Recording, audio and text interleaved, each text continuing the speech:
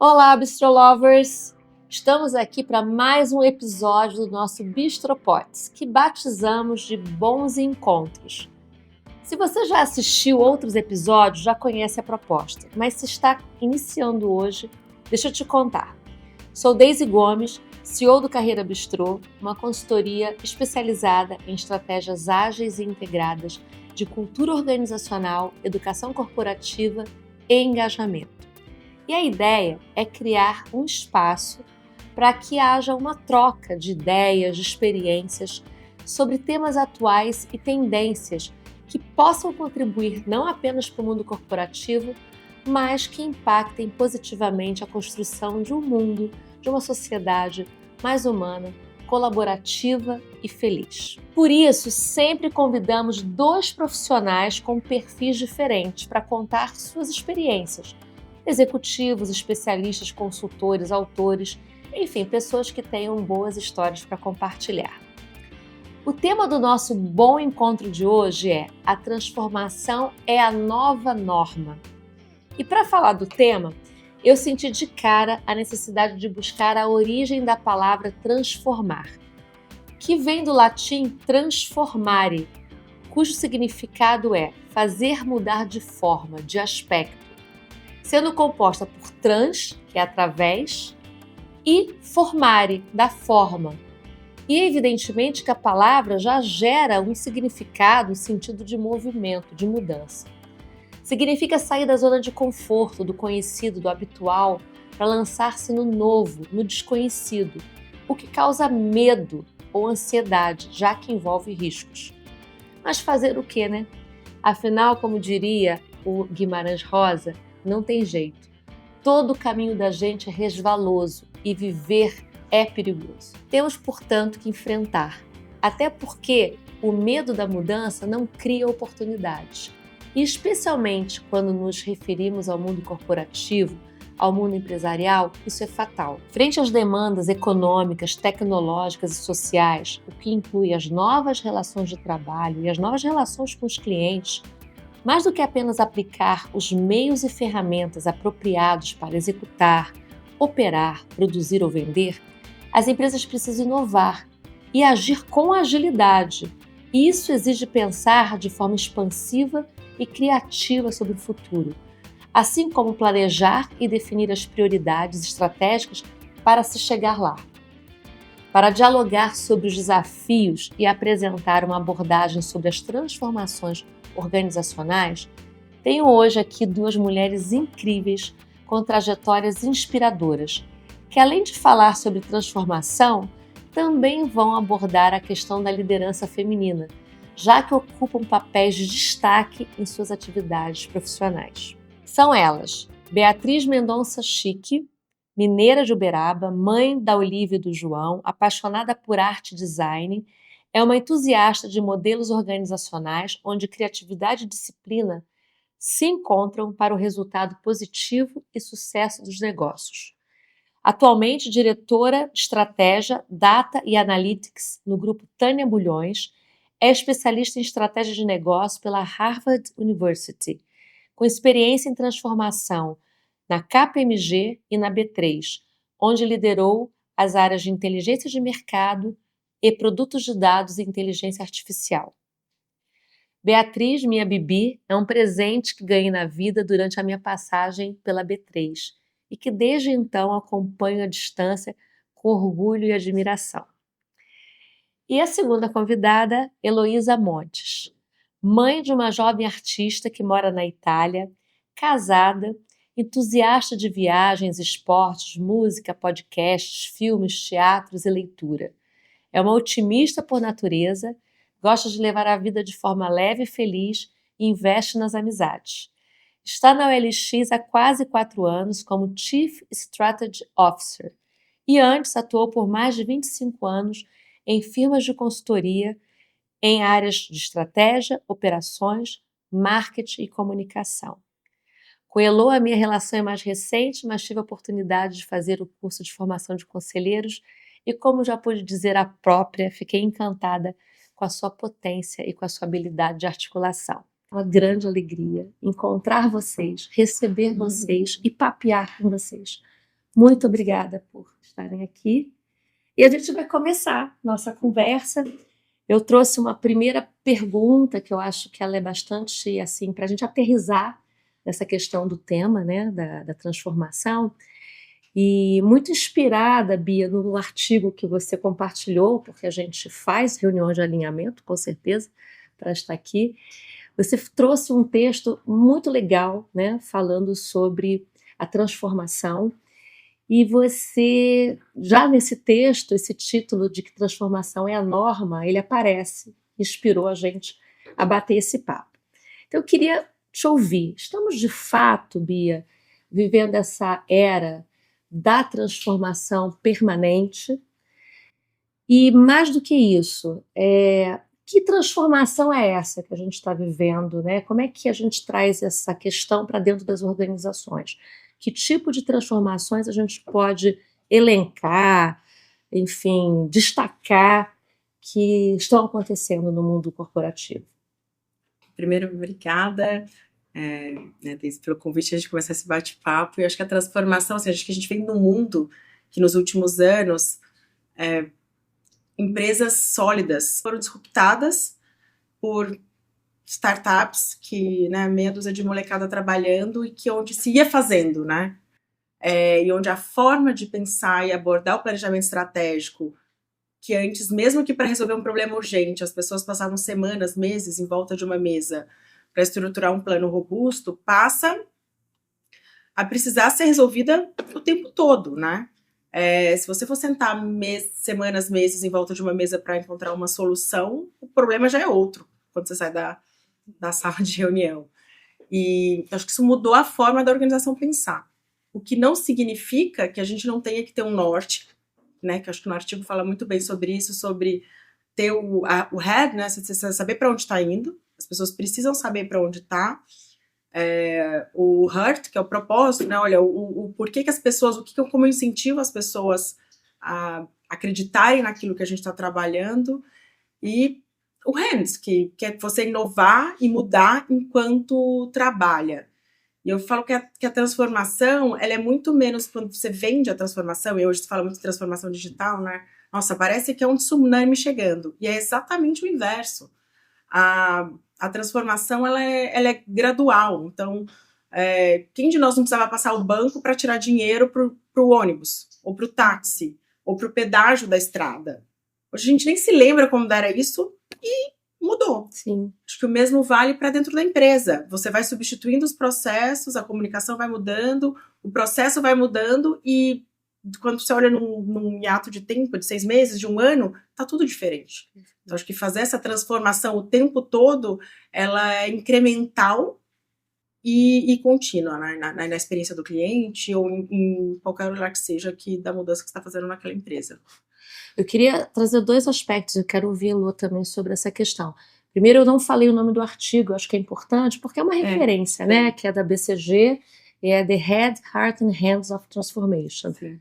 que acho que é inspirador e traz, assim, conceitos. E a segunda é, assim, todas as vezes que a gente pensa na transformação, e você usou, não falando o que é isso, mas você acabou citando, traz o aspecto tecnológico.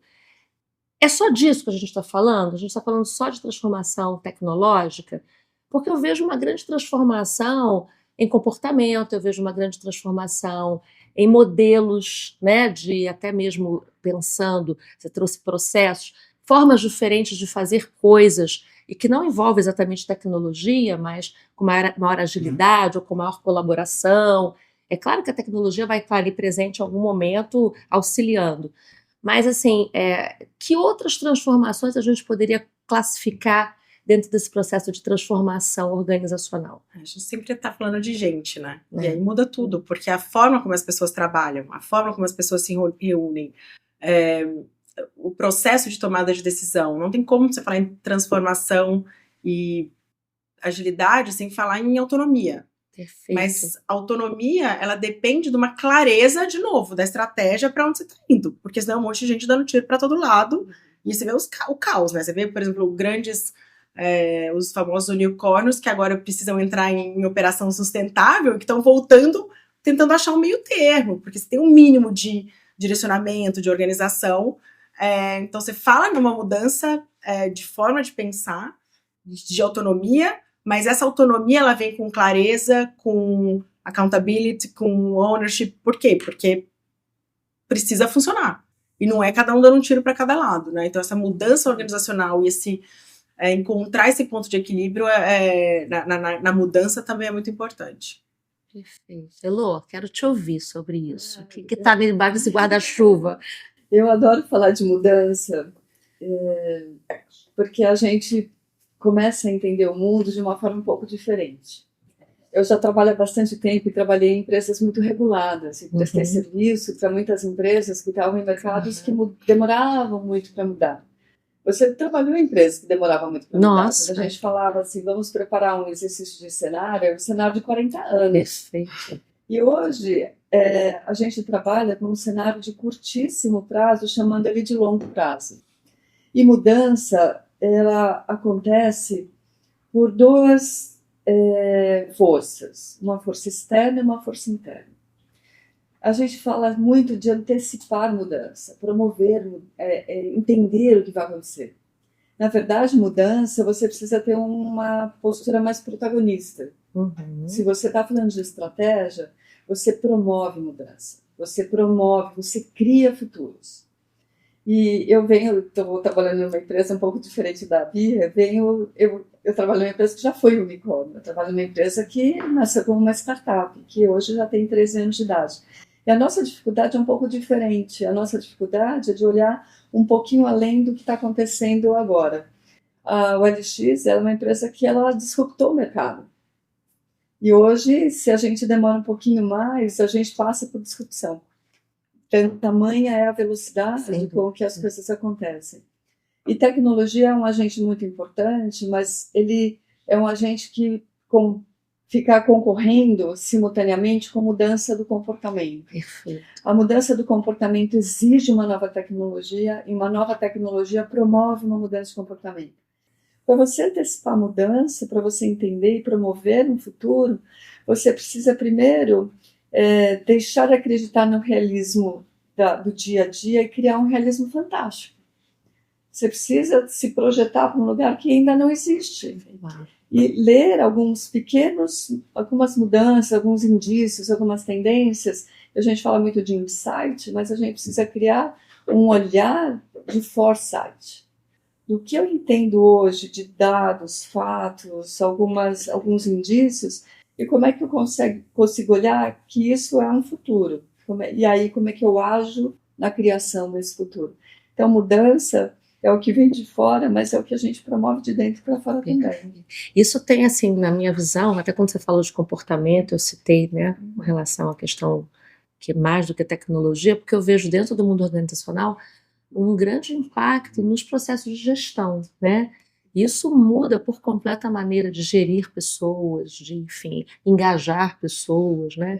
Então, exigem práticas diferentes, você falou de autonomia, certamente a gente tem aí também uma transformação em curso, né?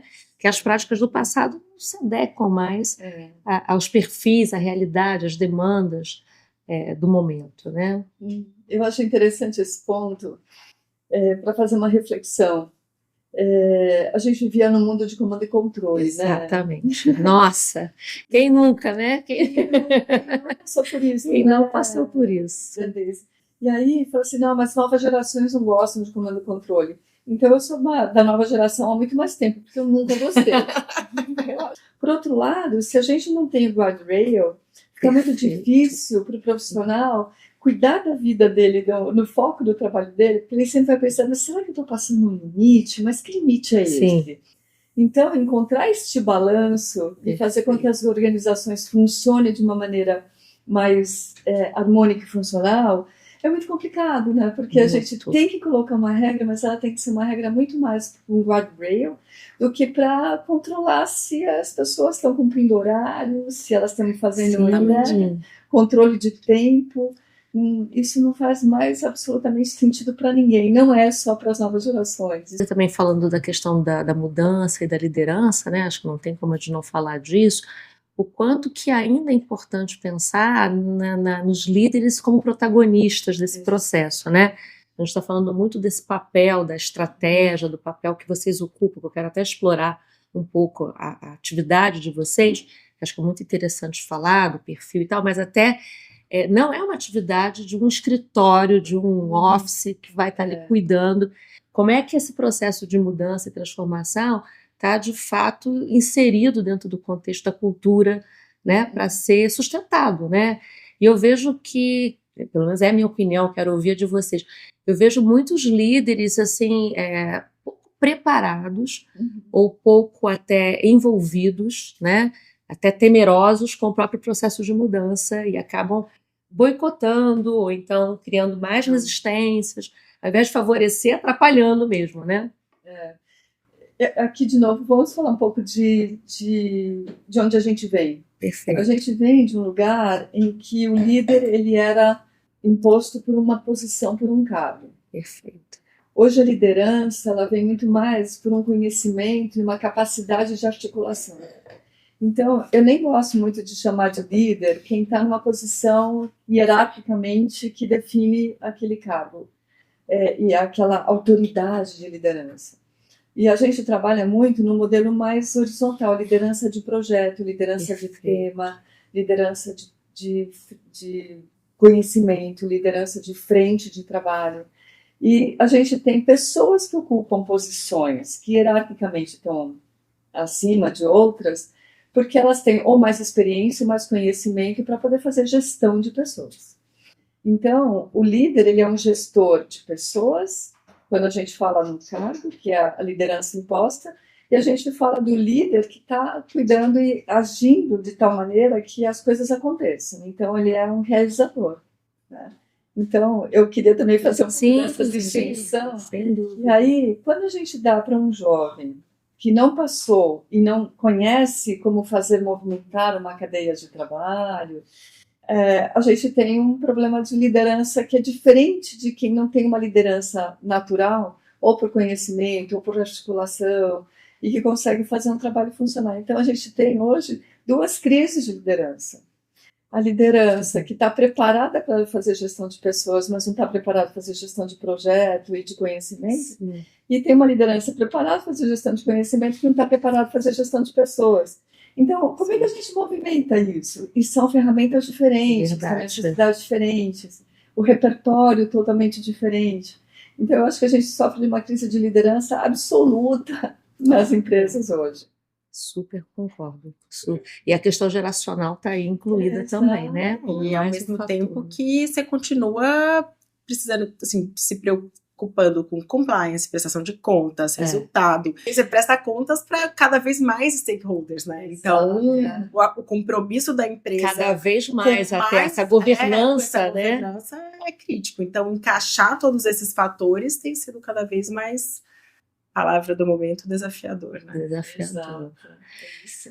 Muito bom. Eu queria, assim, explorar, como eu falei, que eu acho que é interessante, né, trazer a própria experiência de vocês, né? Mas entender um pouco como é que vocês estão transitando, quais são os desafios reais que vocês têm nas organizações que vocês estão hoje, qual é as prioridades que vocês estão colocando hoje na forma de atuar, né? Acho que seria legal compartilhar.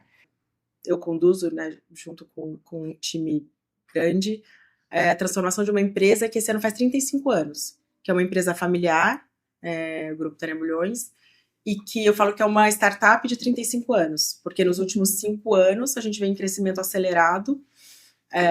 Então, enquanto 5 anos atrás a gente tinha 5 lojas, hoje a gente termina, assim, ao longo desse ano a gente teve com 45 lojas próprias, mais de 40 pontos parceiros, com muitos dos processos que a gente tinha lá atrás. O negócio cresceu, virou um negócio robusto, com crescimento double digit, que se não se vê no varejo, né, muito menos no varejo brasileiro, mas ao mesmo tempo, como que a gente prepara toda a estrutura da empresa para acompanhar o porte que a gente tem hoje. Então, a primeira transformação, por exemplo, quando eu assumi, foi estruturar um RH. que era um DP de varejo, né? Uma pessoa que cuidava de folha de pagamento só. Formar time, trocar time, e num momento que hoje a gente já tem todo o processo digitalizado de recrutamento e seleção. Hoje eu acho que é um super case, né? Que você consegue fazer tudo com um algoritmo que faz matching, não só melhorando o processo em si, como resultado, assertividade de contratação, alcance de posição, gatilho para a cultura, porque você começa a entender melhor, com base em fatos e dados, quais são as contratações mais certas, as não. Então, assim, eu acho que é muito mais... Eu gosto de ver essa mudança e a transformação digital de forma muito simples. Que, gente, é um processo que você está mudando ele completamente, mas ele tem um objetivo que é recrutar pessoas. Recrutar melhor as pessoas, medir esse desempenho do que a gente está fazendo, né? Então, acho que isso passa por outras frentes, mas que eu brinco assim, tudo muda e nada muda ao mesmo tempo. Assim, negócio é negócio, gente é gente, a gente está mudando a forma de fazer, mas acho que é um pouco, acho que tangibiliza bem o que a gente está fazendo lá.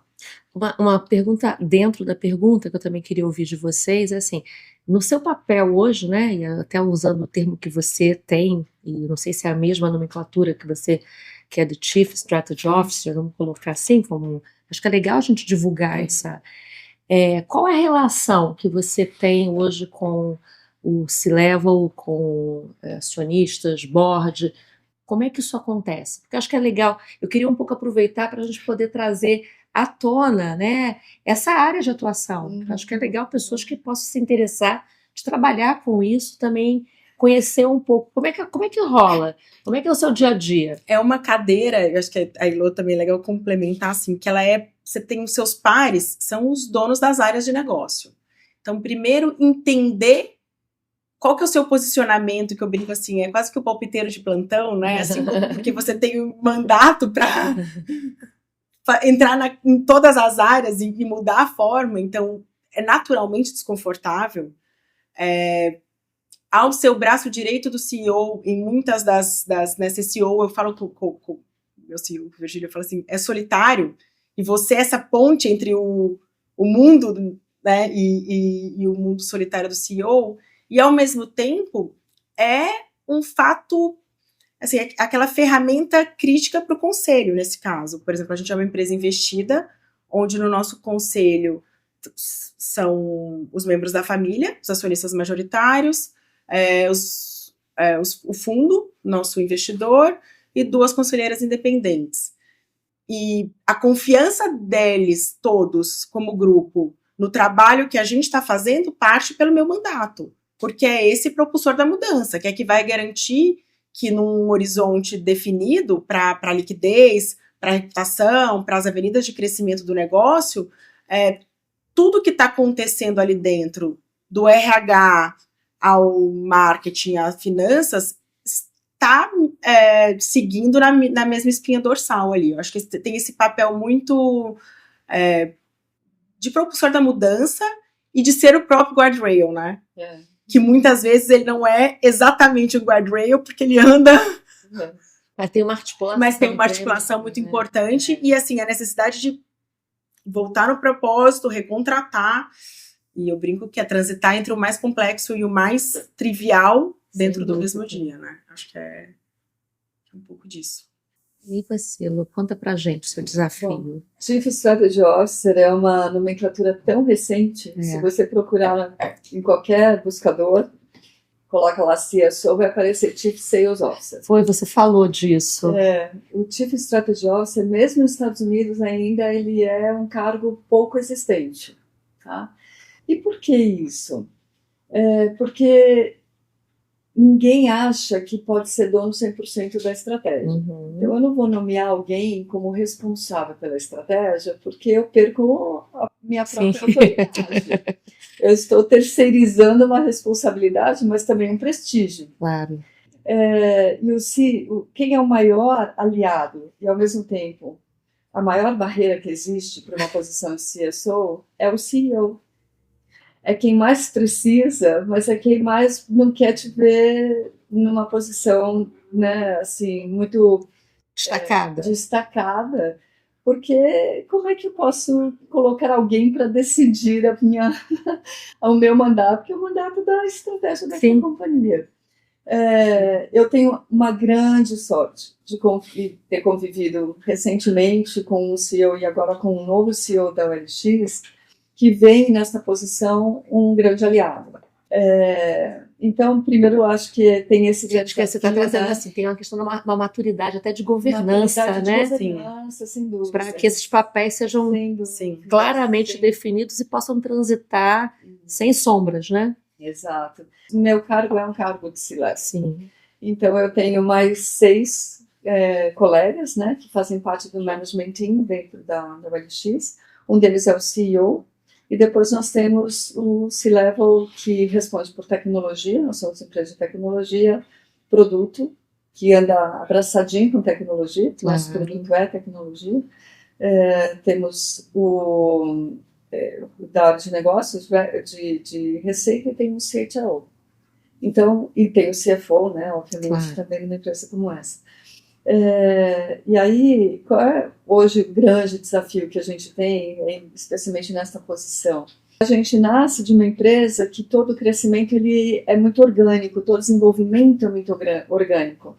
Toda a organização está muito estruturada para que seja ágil. Mas a gente também tem guardrails, a gente tem regulamentação, a gente tem lei, a gente tem clientes, um volume de dados absurdo. A gente tem, dentro da plataforma, 50 milhões de pessoas transacionando por mês.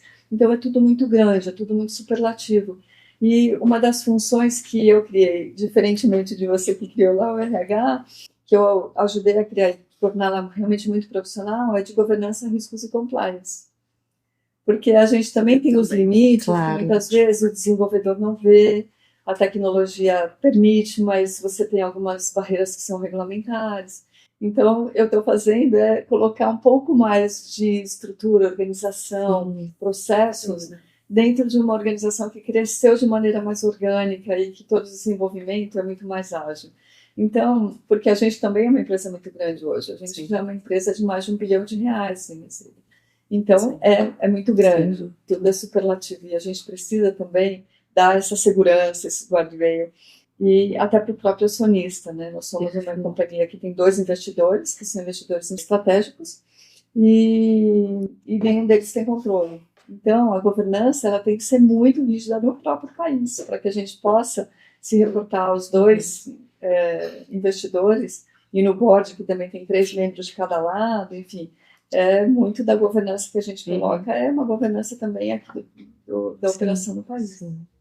Foi super legal. E acho que da maneira que vocês trazem o papel de vocês estão muito próximas, vocês estão muito juntas na construção disso, não sozinhas, né? Não naquele mundinho fechado, né? Então, para mim, né, como observadora dessa evolução, vejo assim, uma mudança muito grande e, ao mesmo tempo, aquilo que eu falei até na definição, um movimento, né? É uma proposta de movimento organizacional, mobiliza a cultura, mobiliza pessoas, mobiliza lideranças, né? Sem dúvida. Você falou de mudança organizacional. Nós fizemos recentemente, fazemos com muita frequência uma revisão da nossa própria organização, como é que a gente da governança e da organização das funções, das funções do primeiro nível e depois do N2 também todo para baixo, em função da estratégia. Se a gente está movendo a companhia para um lado, que é importante a gente ter independência dos negócios, a gente tem uma organização matricial. Perfeito. Se a gente tem, no determinado momento, que trazer uma visão mais consolidada de grupo e promover mudanças e aceleração, inclusive na maturidade de algumas funções, a gente parte para um modelo mais funcional. Claro. Então, essa fluidez ela é muito importante, porque você não pode ter uma estratégia dinâmica com uma organização rígida. Sim, exatamente. As coisas não funcionam dessa forma, elas não andam dessa forma. Esse design organizacional que muitas das vezes não acompanha a estratégia. Aí você está trazendo a necessidade de acompanhar. Muitas das vezes é aquela estrutura engessada, né, rígida, que já é há 500 anos assim, extremamente hierárquica, pesada. e que, com as mudanças acontecendo, não se preocupam em fazer um desenho adequado à nova realidade ou ao momento que se está vivendo, né? E aí fica uma coisa destoante, uma coisa que não encaixa, né? Você quer respostas, você não vai ter, né? Porque as pessoas têm ali uma estrutura de pouca autonomia, tem layers e mais layers, quantas é, né? Para poder...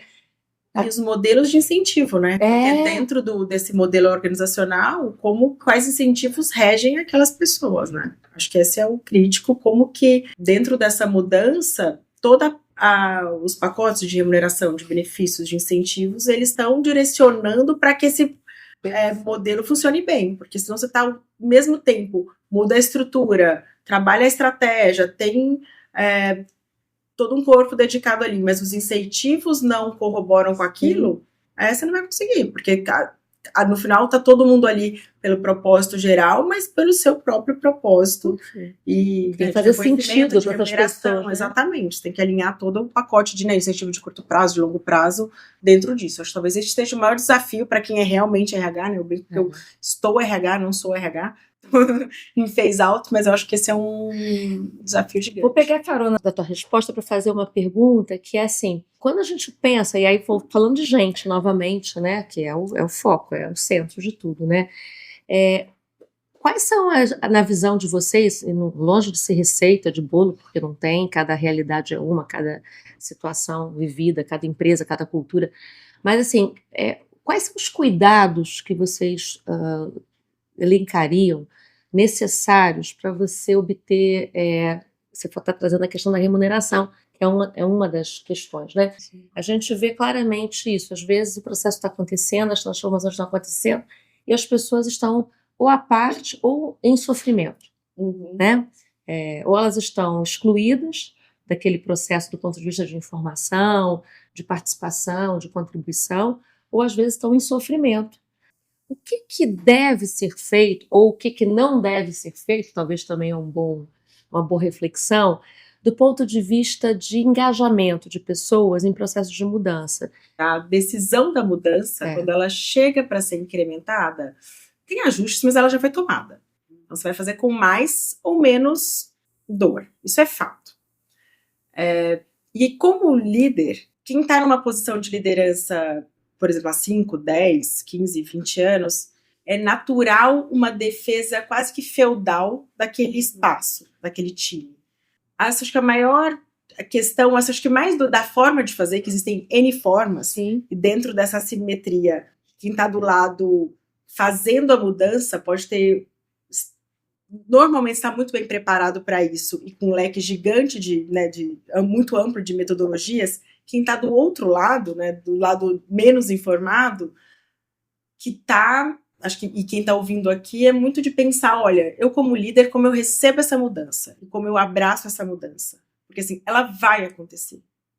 E se você não abraçar, se você tiver a abertura e o engajamento de ser um líder que vai ser fator crítico positivo para a mudança que a empresa vai tomar, com o conhecimento e maturidade que você tem toda a chance de sucesso.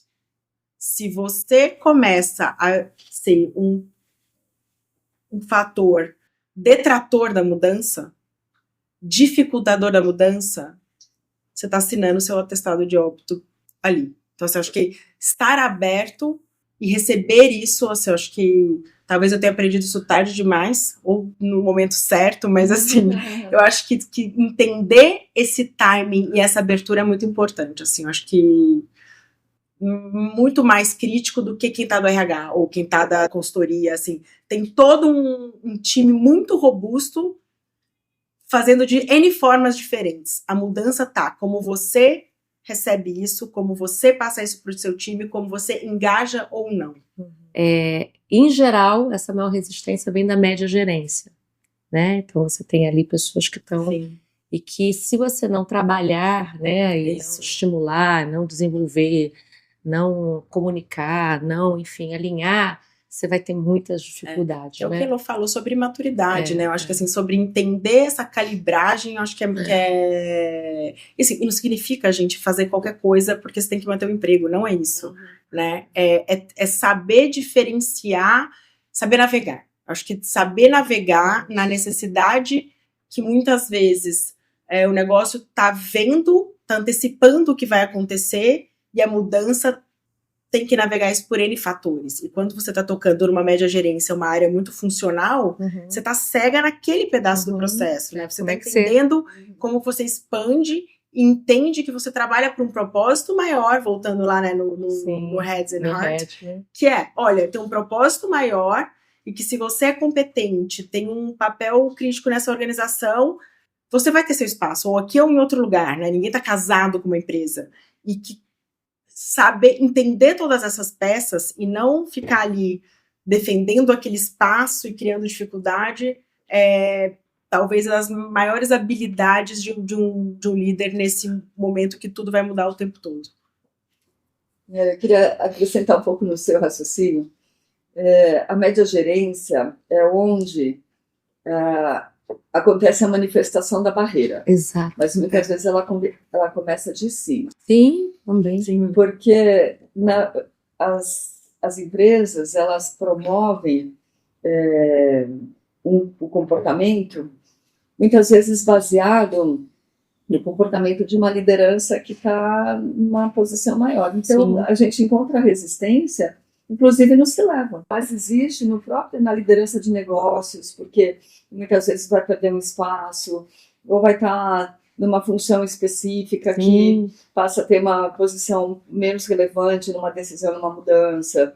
E aí você vê o comportamento de um grupo inteiro de pessoas que trabalham dentro daquela torre, né, seja funcional, seja de negócio, se comportando de uma maneira muito semelhante.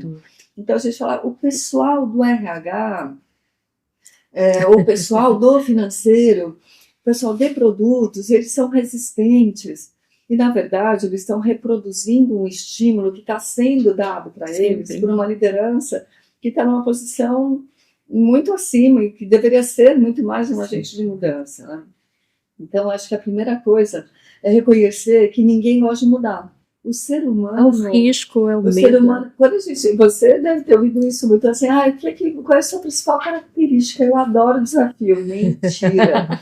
A gente precisa despir um pouco as pessoas das suas crenças, dos seus medos, dos seus receios, do seu second job, que é aquele de proteger a reputação, para a gente entrar no mundo do realismo fantástico e poder fazer, de fato, mudanças que são transformadoras. E vamos lá aqui. Acho que a gente explorou bem, né, a questão de falar do porquê, né, dessa questão da transformação, o que está rolando, quais são as principais transformações, como vocês estão lidando com isso, um pouco desses cuidados que a gente precisa ter, né, para engajar, para envolver, para trazer a liderança, para poder ter uma comunicação, para ter, enfim...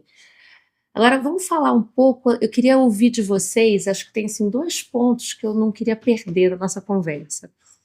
Um é como vocês chegaram aonde vocês estão, né? Eu estou muito também interessada na trajetória de vocês, porque por trás da realização de vocês tem uma história, e o mais bacana nas relações pessoais e humanas é como a gente constrói tudo isso, né? Então, assim, qual é a trajetória de vocês, né? Por onde vocês caminharam? E mais do que por onde vocês caminharam, que competências vocês acreditam que vocês tiveram ou têm ou estão desenvolvendo para exercer esse papel, né, de alguém que projeta esse futuro, que ajuda a criar cenários, que faz com que haja uma articulação dentro dessa organização. Quero muito explorar isso, né? O perfil que vocês trazem. Depois eu quero falar, já vou até trazer aqui como segundo ponto, mas a gente pode explorar uma coisa primeiro e depois a outra, é o fato de vocês serem mulheres. Eu acho que isso tem uma importância, né, dessa liderança feminina. Então, em algum lugar essas 2 perguntas se encontram, porque certamente algumas características estão atreladas à característica do feminino, certamente, mas eu sei que tem outras coisas que não dependem, né? Não tem a ver com gênero, mas queria ouvir a formação de vocês, o que contribuiu para que vocês pudessem exercer o papel de vocês, e aí depois a gente fala um pouco do feminino. Eu acho que as duas são filhas de Big Four, né? Eu acho que tem, né? Eu acho que essa, assim, se a gente puser, a gente pode aqui passar horas falando de características, formação, cursos, mas eu acho que você tem o olhar, essa visão, a tão famosa visão holística, estratégica, mas bem fundamentada em finanças corporativas, processos e metodologias de negócio, faz a diferença. Por quê? Porque é a imaginação, a criação, a inovação, Sim. mais focada, com o pé no chão, com disciplina de execução e com conhecimento de contabilidade, de finanças corporativas, de resultado. Acho que, assim, ouso dizer que tem um fio condutor aqui no comum no que a gente Sem dúvida, tá não tenho a fazendo. menor dúvida disso. E eu acho que tem um skill também, que você fala da Big Four, de consultoria, Sim. né? Porque o skill de consultor, mesmo que você venha a ser um executivo, meu processo foi o inverso, mas mesmo quando você se torna um executivo, você não perde o skill de consultor, né? Esse olhar mais distanciado, mais analítico, mais profundo, mais pesquisador, ele vem, né? A gente não consegue, percebo que não há como abandonar, né? E uma energia de trabalho, né? Acho que junto disso vem uma energia de trabalho, uma satisfação pela execução, pela conquista, pelo engajamento. A gente vive disso. Faz parte da nossa energia vital. Acho que isso também é um diferencial nessa entrega. Exato. O profissional de estratégia, ele não é um operador de processo. Então, ele vive muito por desafios e por temas. Então, eu acho que tem essa característica super importante. Quem vem dessa formação acaba sendo muito mais bem-sucedido, obviamente, numa posição de estratégia. É excludente? Não é excludente. Mas tem que correr atrás. Exato. Tem que buscar muito. Um pouco de metodologia de trabalho e repertório para poder fazer provocação. Perfeito. Porque quando você está numa posição de estratégia, é esperado que você faça perguntas inteligentes. Exato. Que você traga alguma contribuição com um olhar que outras pessoas não têm. Então, quem está cuidando especificamente de um processo, seja ele um processo financeiro, desenvolvimento de produto, de tecnologia, ele é muito especialista num tema. Sim. E tem mais dificuldade de ver o todo. Sim, de como é que as coisas se amarram. Para onde a gente vai, com o que é que eu estou contribuindo para a construção de um negócio maior, para a geração de valor para esse ativo, que, afinal de contas, tem algum acionista que colocou dinheiro aqui. Então, o papel do estrategista, ele precisa incorporar algumas habilidades além de conhecimento, né? Então, a metodologia de trabalho, sem dúvida, é um repertório muito vasto para poder fazer provocações, e uma característica pessoal de uma curiosidade. Perfeito. Uma curiosidade, assim, organizada. Porque você tem que fazer perguntas certas, e o melhor estrategista não é quem tem melhor resposta, é quem faz a melhor pergunta. Seja uma pergunta para a pessoa, seja uma pergunta para dados. E hoje em dia a gente está perguntando muito para os dados também. E até a grande dificuldade que a gente tem hoje da evolução da inteligência artificial é que todo mundo pensou que era uma função de tecnologia, ela é uma função de comunicação. Se você não sabe perguntar, a máquina não te responde. Os dados não te trazem resposta. A gente está trabalhando, inclusive, na formação de pessoas hoje que saibam falar direito, porque se você não constrói uma frase direito, sensacional, verbo, sujeito, verbo, você não vai conseguir chegar onde você quer. Você não vai trazer a melhor resposta. E essa é uma característica fundamental de um profissional que trabalha com estratégia. Tá? Saber ligar pontos para fazer perguntas que vão além daquele limite de conhecimento que está em cada uma dessas funções. Eu trabalhei muito em consultoria, fazendo projetos de estratégia. A minha maior frustração era não participar da execução. E depois voltar para o cliente depois de um tempo, falar assim, e aí, como é que foi? Então, a função de estratégia dentro das companhias, dentro das corporações, ela garante muito bom. que a execução ela vai ser mais rigorosa. Então, é muito importante também você trabalhar na formulação e no acompanhamento da execução. Então, ter uma gestão de performance baseada nas suas metas estratégicas, nos seus objetivos estratégicos de longo prazo. Remuneração, incentivo, a gente volta naquele Exatamente. Então, a clareza daquela visão mais alto nível, que é a estratégica, a visão de acionista, a visão do investidor, até aquela que chega lá na pessoa que está executando a tarefa, Sim, sim. num cascateamento que faça sentido. E depois, de baixo para cima, dizer isso que você faz contribui dessa forma para este nível, para este nível e para este. Então, tudo precisa fazer sentido para quem está executando. Quando você falou, eu estava lá no RH e tinha uma área fechada de planejamento estratégico, eu só sabia o que eu tinha que fazer porque vinha lá nas minhas metas.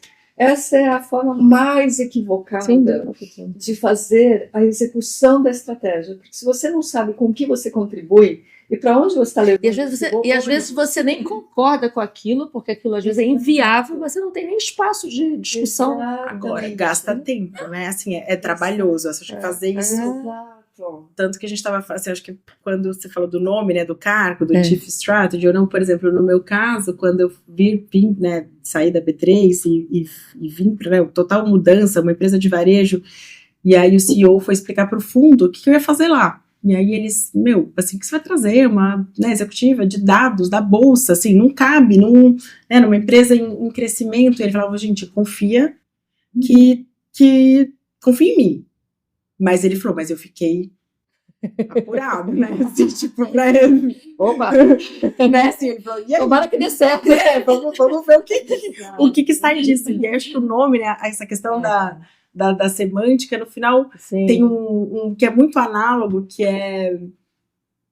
Hoje, na verdade, assim, meu cargo, eu sou diretora de dados, também, e outras, né, mil coisas, eu brinco, mas é Chief of Staff, que vem do mundo político, que é o articulista, que é aquele que tem o olhar da estratégia e que no final você ocupa o espaço que você consegue ocupar e que você consegue impulsionar na empresa naquele momento. Então, acho que dentro tem a questão do conhecimento, do repertório, da capacidade de execução, da capacidade de articulação, de entender também a navegação naquele ambiente, porque você não consegue, assim, com 9 mulheres não fazem um filho em um mês, né? Um ex-chefe meu falava isso. Então, assim, calibrar bem isso é muito importante. Em 2018, quando eu tive meu segundo filho, e ainda na B3, voltei de licença maternidade, e o Juca, que ainda é o VP de produtos, ele me convidou para ser Business Manager, Chief of Staff dele.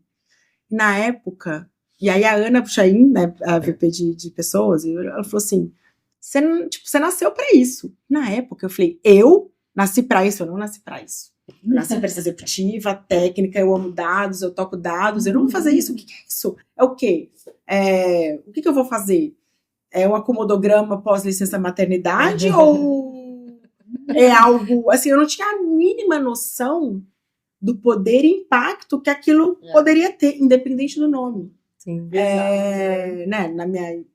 Sim, naquele momento. Naquele momento, não. E assim, quando eu olho para trás e vejo essa habilidade e esse acesso que você tem nessa cadeira e a possibilidade de impacto no negócio é maravilhoso.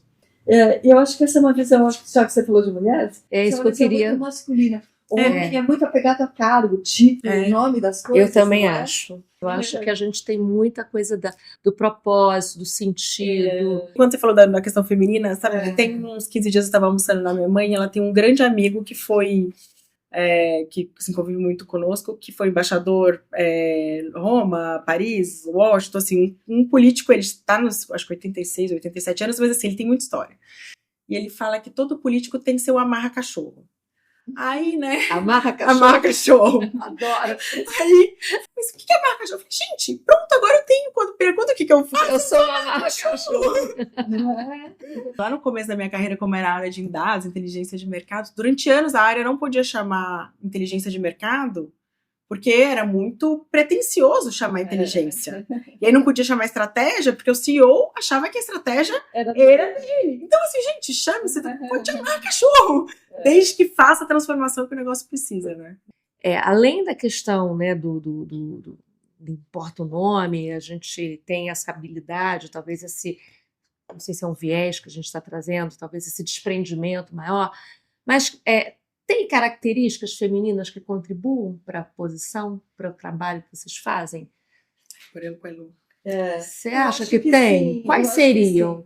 E aí eu Até queria porque também, talvez não estou dizendo que seja que tenha que ser mulher. Talvez a gente pode olhar para um homem que tem essas características, Isso. né? Não estou falando Aham. do gênero, mas eu estou Aham. falando do perfil, né? Quais seriam? Eu adorei essa sua colocação e eu acho que todo mundo devia ter na cabeça uma frase que diz: ser um homem feminino não fere meu lado masculino. maravilhoso. Ser uma mulher masculina em algumas situações não fere meu lado feminino. Exato. Eu trabalhava numa das consultorias, na última que eu trabalhava na Deloitte, e eu já estava lá, sei lá, talvez uns 10 anos, e criaram um programa de mulheres que começou, obviamente, fora do Brasil, começou na organização global, e colocaram lá uma mulher que era da África do Sul, muito forte, que começou a visitar os países e conversar com as lideranças femininas. E ela me fez uma pergunta que me marcou muito na época, não a pergunta, mas o que ela me falou depois. Ela me perguntou: você sente que em algum momento a sua evolução na carreira ela foi prejudicada pelo fato de ser mulher? E eu respondi para ela: poxa, eu nem sei, porque eu não venho aqui como mulher, eu venho aqui como profissional, eu venho trabalhar, então eu nem percebi. Ela falou: então, tá vendo só como você teve problema? Você não teve sequer Olha. coragem de se colocar como mulher. Olha, Nossa, Então, demais. eu acho que essa é uma resposta que as mulheres dão com muita frequência. verdade. Eu não, isso não aconteceu comigo porque eu tô aqui como profissional.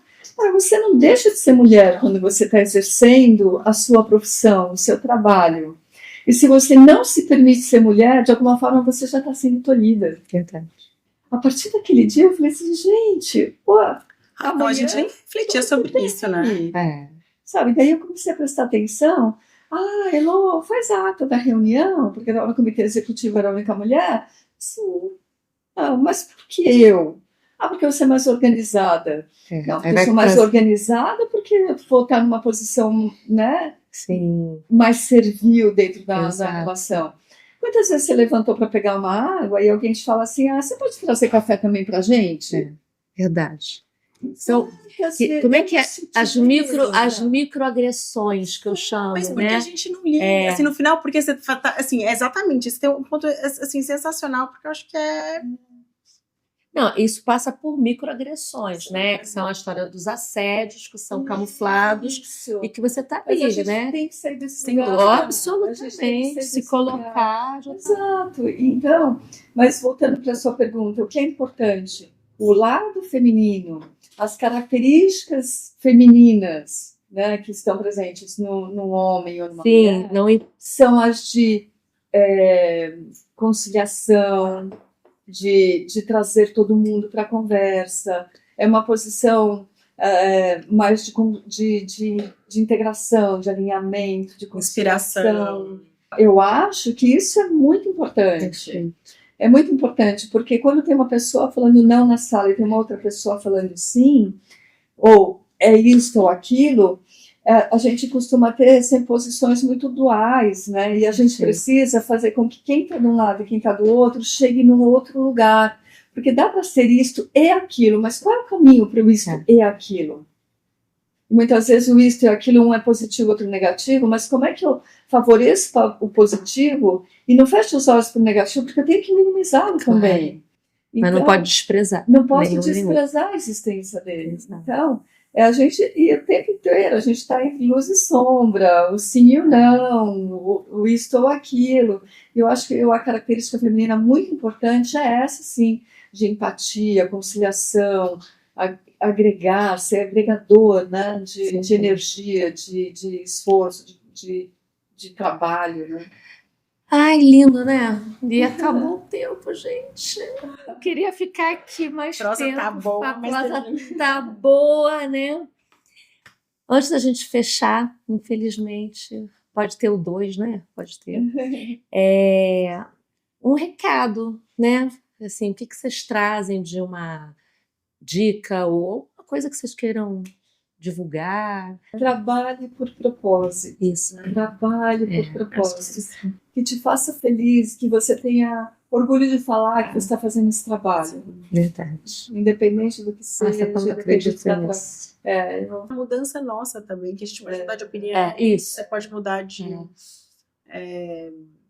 ninguém está preso, nem com uma empresa, nem com o seu próprio propósito, que ele pode mudar, evoluir. Acho que é... A trajetória. sem falar de OLX, mas desapega, né? Mas olha, tem o desapega, mas tem o apega. Para alguém desapegar, alguém tem que apegar. Apega. Gente, olha, eu não podia, é coisa do universo mesmo, né? Escolher fechamento melhor, porque você... eu sempre tento me inspirar com alguma coisa que me remeta. Eu adoro poesia, filosofia, enfim, sou uma curiosa dessa área, né? Não uma especialista, uma curiosa. E quando eu pensei na nossa conversa aqui, lá no início eu falei de Guimarães Rosa. E aqui, por causa da mineirice, da Bia, porque acho que ele fala sobre essa questão, né, que é difícil, a vida é difícil, ele traz uma série de reflexões, viver da trabalho, mas ele tem uma colocação que tem muito a ver com o que você acabou de falar. Você falou do sim, do não, você falou, né, do certo, do errado, da opinião contrária, e ele traz a metáfora da terceira margem, né? Ele fala sobre isso, e eu escolhi exatamente para fechar dessa maneira, né? Falando do entremeio, né? Que eu acho que é esse lugar de equilíbrio, que é onde a gente tem que ficar, onde a gente está quando a gente está realizando mudanças, né? De não assumir posições tão definitivas, de não ser tão polarizado, não ser tão resistente, né? Até para poder, de fato, fazer uma travessia melhor. Então, eu trouxe duas frases, né? Que eu acho que encerra bem aqui a nossa conversa, e acho que você foi lá no lugar, né? Quando trouxe esse exemplo. Uma frase dele que eu gosto muito é: o real não está na saída nem na chegada. Ele se dispõe para a gente no meio da travessia.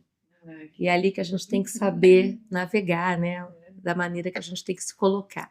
E a outra que acho que tem muito a ver com o que vocês fazem, com o poder do que vocês fazem. E o poder feminino também, né? Quem elegeu a busca não pode recusar a travessia.